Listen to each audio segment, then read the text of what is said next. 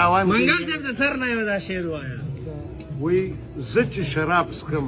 ګوند چې سپک مې څه دردونه شي او کم مې څو شېبې دا ځورونکي شان وختونه شي او شیخه د شرابو په ګناه باندې مې ونیسه پرېږده چې د می او خم کې ډوب مې ګناهونه زه یې د مزو او د عیشو دپاره نه څکم غواړم چې په دې مې لنډې عمر تنام دا د منګل شعر ده وی څنګه ستړی او ستومان شومه جانانه نه ستا خپل او نه د ځان شومه جانانه او څنګه زلفې وي چې زه پکې اسیر شوم